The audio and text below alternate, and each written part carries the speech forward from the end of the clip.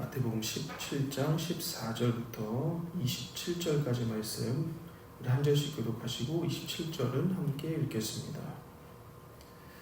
그들이 무리에게 이르매 한 사람이 예수께 와서 꿇어 엎드려 이르되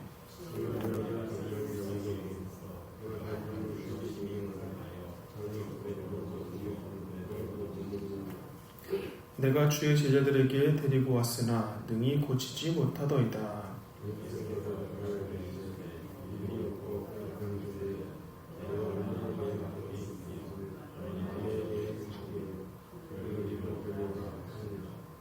이에 예수께서 꾸짖으시니 귀신이 나가고 아이가 그때부터 나으니라.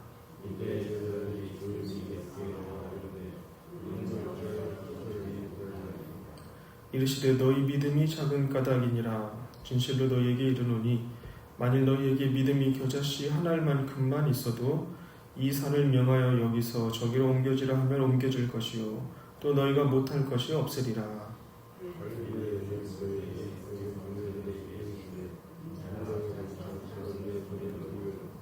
죽임을 당하고 제3일에 살아나리라 하시니 제자들이 매우 근심하더라.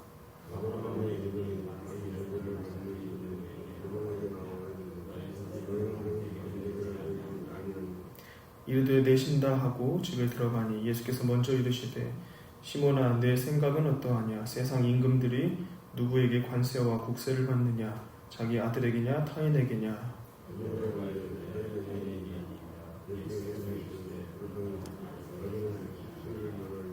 그러나 우리가 그들이 실족하지 않게 하기 위하여 네가 바다에 가서 낚시를 던져 먼저 오르는 고기를 가져 입을 열면 돈 한 세겔을 얻을 것이니 가져다가 나와 너를 위하여 주라 하시니라. 아멘. 산 위에서의 영광을 경험하고 내려온 예수님과 세 제자는 한 아버지의 절규와 그 아들을 고치지 못했던 쩔매는 다른 제자들의 무능한 모습을 마주합니다. 산 위의 찬란한 영광과 또 산 아래의 처참한 현실이 아주 극명하게 대비되는 장면을 성경은 오늘 우리에게 보여주고 있는 것이죠. 오늘 본문은 우리에게 두 가지 정도 중요한 질문을 던지고 있는 것 같습니다. 하나는 우리는 왜 승리하지 못하는가 하는 믿음의 본질에 관한 질문이고, 다른 하나는 그러면 우리는 이 세상에서 어떤 존재로 살아가야 하는가 하는 신앙의 정체성에 관한 질문입니다. 이 두 가지를 염두에 두면서 본문이 제시하고 있는 우리 삶을 지탱하는 중요한 원리가 무엇인지 함께 살펴보도록 하겠습니다. 한 아버지가 예수님 앞에 와서 엎드려 자비를 구합니다. 15절 말씀 보시면요.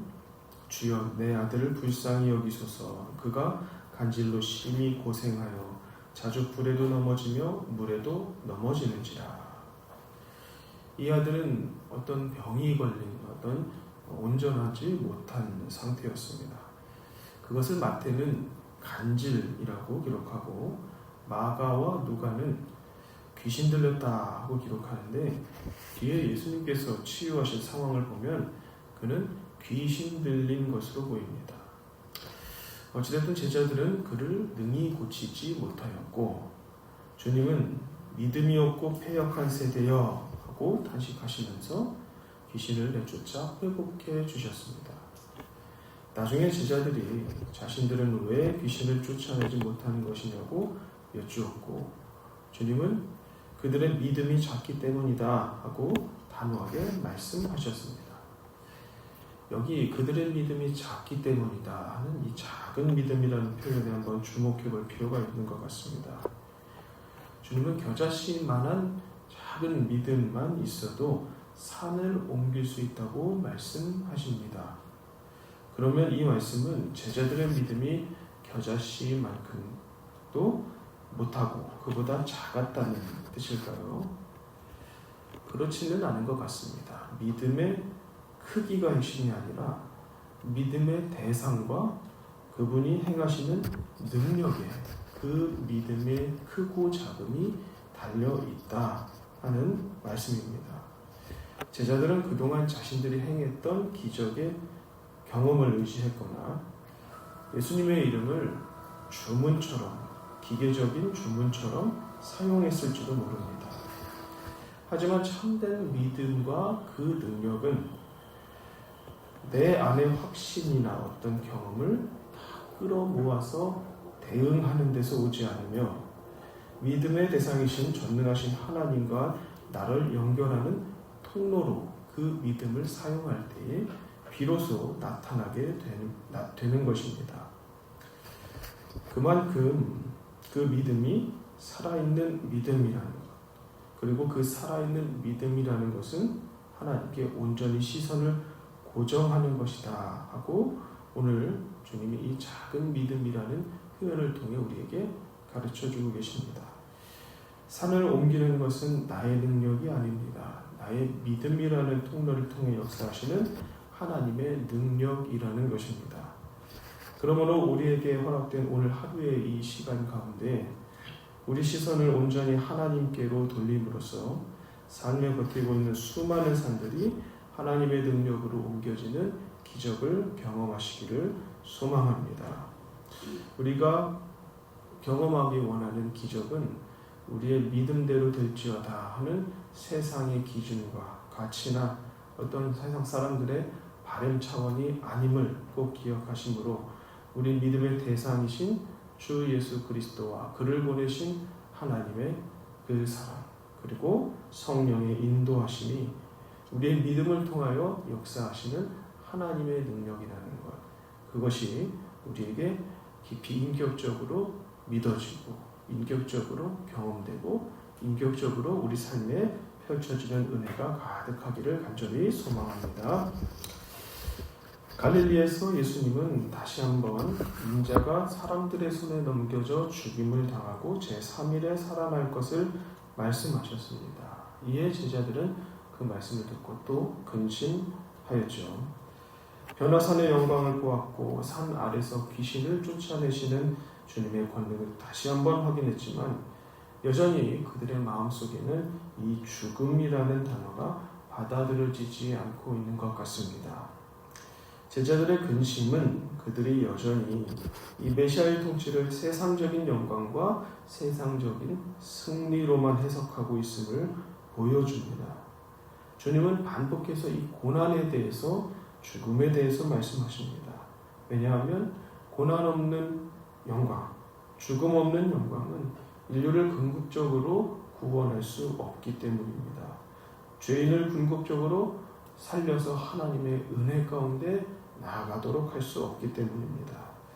주님의 고난과 죽으심은 패배가 아니라 사탄의 머리를 깨뜨리는 가장 강력한 공격이었습니다. 우리가 인생의 고난 앞에서 근심하는 이유도 아마 이 제자들과 비슷할 것입니다. 고난과 죽음 뒤에 숨겨진 부활을 보지 못하기 때문입니다. 이 고난과 죽음을 다 이기고 우리를 그 가운데 능히 이길 수 있는 사람들을 인도하시는 하나님과 그분의 능력을 마주하고 기대하고 소망하지 못하기 때문입니다. 주님은 죽음을 향해 걸어가시면서도 당당하셨는데 그것은 하나님 아버지를 신뢰하는 아들로서의 아주 분명한 태도였습니다. 근심은 상황이 어려워서 생기는 것이 아니라 부활의 약속이 우리 안에서 희미해질 때 찾아오는 것이라고 우리는 이 주님의 모습 속에서 발견하게 됩니다. 어떤 절망의 순간에도 우리를 향한 하나님의 약속은 결코 흐려지거나 지워지거나 축소되거나 없어지지 않습니다. 당당하게 십자가 길을 걸어가신 우리 주 예수님처럼 우리 역시 부활의 소망을 품고 오늘 펼쳐질 눈앞에 많은 광야의 상황들을 넉넉히 이겨내어야 하겠습니다. 사명을 맡겨주신 분 하나님이시고 하나님은 우리를 그냥 덩그러니 네가 알아서 살아내라 하시지 않으십니다. 아버지가 그 자녀를 끊임없이 일거수일투족 붙들고 인도하는 것처럼 우리 하나님은 우리를 여기 세워주신 동시에 하늘의 은혜와 능력과 자원들을 공급하심으로 그 모든 사명들을 넉넉히 감당하게 하십니다. 그렇게 하나님 주시는 은혜와 능력으로 오늘 하루를 하나님의 은혜 가운데 잘 승리하여서 마침내 영광의 자리에 이르게 되는 저와 여러분 되시기를 간절히 축원합니다.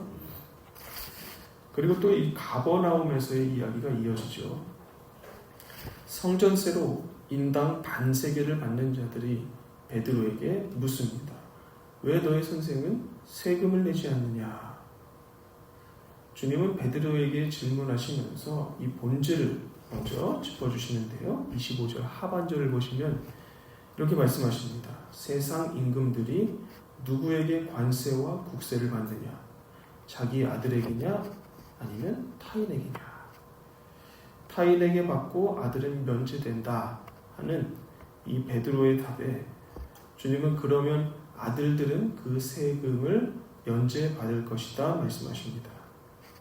성전의 주인이신 하나님과 그분의 아들이신 예수님은 세금을 낼 의무가 있습니까? 없습니까? 없다는 말씀입니다. 그러나 이 장면에서 우리는 예수님의 아주 깊은 배려와 지혜를 발견할 수 있습니다. 주님은 하나님의 아들로서 권리를 주장하실 수 있었음에도 불구하고 그들이 실족하지 않게 하기 위하여 세금을 내기로 하시고 낚시를 해서 먼저 오르는 고기의 입에서 한 세겔을 얻어서 주님과 베드로의 몫으로 내라고 하십니다. 이것은 아들로서의 자유가 어떻게 사용되어야 하는지를 잘 보여주고 있는 대목입니다. 참된 자유는 내게 주어진 권리를 다 쓰는 것이 아니라 마음대로 다 쓰는 것이 아니라 연약한 이웃을 위해서 내 권리를 기꺼이 제한하는 사랑에서 완성되는 것입니다. 우리는 하늘의 시민권을 가진 자들이지만 동시에 이 땅의 질서 가운데서도 살아가는 사람들입니다. 나는 하나님의 자녀니까, 하나님은 세상의 주인이시니까 세상 법은 다 무시해도 돼 하는 태도는 그 누구에게도 환영받을 수 없는 오만한 모습이겠죠. 주님은 만물의 주인이시기 때문에 물고기 입에서 돈이 나오게 하시는 기적으로서 예수님 자신의 신성을 하나님 되심을 증명하시면서도 동시에 인간의 법을 존중함으로 겸손하신 모습을 보여주셨습니다. 아무리 좋은 보화도 막 쓰는 그릇이나 또 깨어진 그릇이나 또 더러운 그릇에 담으면 그 정도 가치를 지닌 것으로 사람들은 판단하게 됩니다.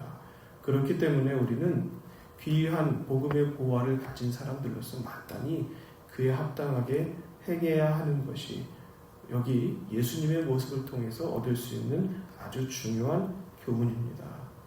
이런 주님을 따르는 제자요 성도는 세상 속에서 가장 자유로운 사람이지만 하나님이 베풀어 주신 그 사랑, 나를 통해서 흘려보내게 하신 그 사랑을 위해서 스스로 세상 가운데서도 가장 매여 있는 사람이 되어야 하는 것입니다.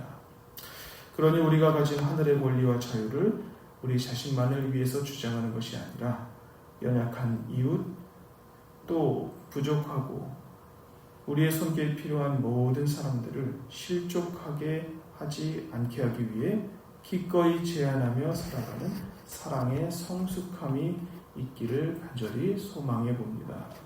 세상 속에서 하나님의 자녀라는 거룩한 시민권은 당당히 누리되 동시에 이 땅의 질서를 겸손하게 섬겨나감으로 주님의 성품을 드러내는 참된 제자의 삶을 오늘 하루 가운데 충만히 살아내시기를 우리 주 예수님의 이름으로 간절히 축원합니다. 거룩하시고 자비로우신 하나님 아버지, 오늘 하나님의 은혜 가운데 은혜로 주신 하나님의 귀한 말씀이 우리의 삶에 어떻게 이루어져야 하는지 지침을 주시고 가르쳐 주시고 성령으로 인도하여 주시니 참으로 감사드립니다. 우리의 믿음이 있다는 그 믿음이 우리의 관념 속이나 어떤 인간의 신념 차원에 머물지 않고 하나님의 능력으로 산을 옮기는 실제적인 믿음으로 역사하게 하여 주시옵소서. 제자들처럼 우리 자신의 경험이나 능력을 의지하지 않게 하여 주시고 오직 전능하신 우리 주 예수님께 온전히 연결된 생명력 있는 겨자씨만한 그 작은 믿음이라도 오늘 허락하여 주시기를 원합니다. 고난의 소식 앞에서도 부활의 아침을 바라보며 근심을 이기게 하여 주시고 하나님의 자녀라는 거룩한 정체성을 가지고 이 세상 가운데 주님의 사랑과 덕을 세우는 성숙한 성도가 되게 하여 주시옵소서. 우리의 그 어떠한 권리들보다 다른 사람을 실족하지 않음을 더 귀하게 여기셨던 주님의 그 마음이 오늘 우리의 삶을 다스리고 하나님께 영광을 올리는 복된 하루 되게 하여 주시옵소서. 믿음의 주여 우리를 온전케 하여 주시는 주 예수 그리스도의 이름으로 감사하며 기도드립니다. 아멘.